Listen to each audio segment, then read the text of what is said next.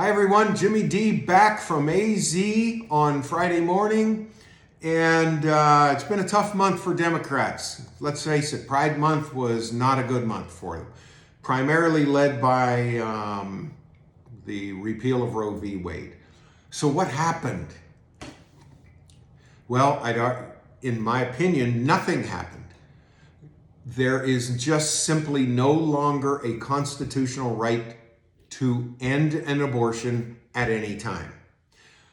That has now been pushed to states where it will be discussed, and actually it's already been done. These laws at the state level are already on the books. They will continue to be discussed and adjusted and modified going forward, like all laws, like driving laws, like real estate law. These are all done at the state level. They're not fundamental rights as managed under the Constitution. So the Supreme Court simply pushed it back, said it's complex.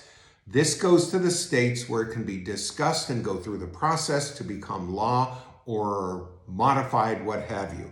And that's already taken place. It's already on the books. I'm not even going to get into why.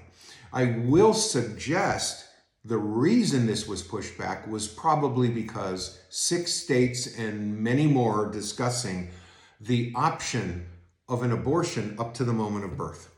So literally, you've gone into labor and you decide, I don't want to go through this. And you tell the doctor, whatever, an hour before you're going to give birth, I want to end this. And they literally end the life inside of you. I believe that is what pushed the situation to be where the Supreme Court said enough of this. It's gone too far.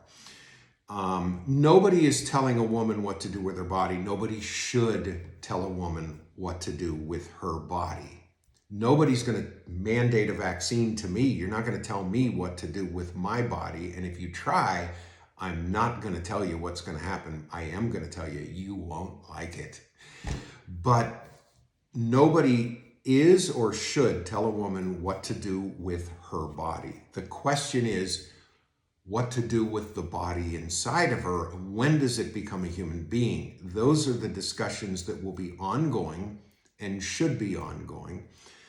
And I'd argue that once it's another life, it's no longer your body and you don't have a right to kill it.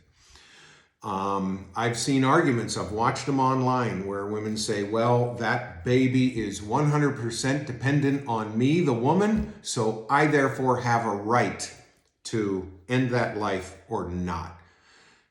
Okay, well, based on your logic, any sole breadwinner in any household who has dependents in the household, and by the way, this is by law, these folks are dependent if you're a sole breadwinner.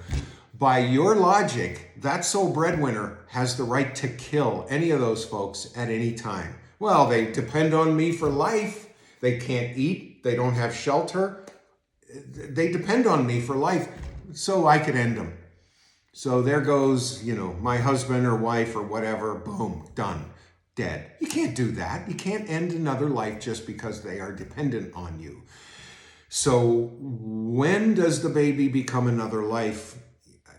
I've heard 23 weeks, I've heard this, but there's plenty of time for a woman to make a determination what to do with her body before it becomes a life. That's all that has to take place. It's a complex issue, it's a difficult issue, but it is not an issue that we can't figure out. And giving everyone carte blanche to execute a life right up to the point of birth, that's the Supreme Court just isn't going to do that. Sorry, that's it. It's nothing more than that. Make comments if you think I'm nuts. And make sure you bring facts, truth, and logic. Thank you. This is Jimmy D.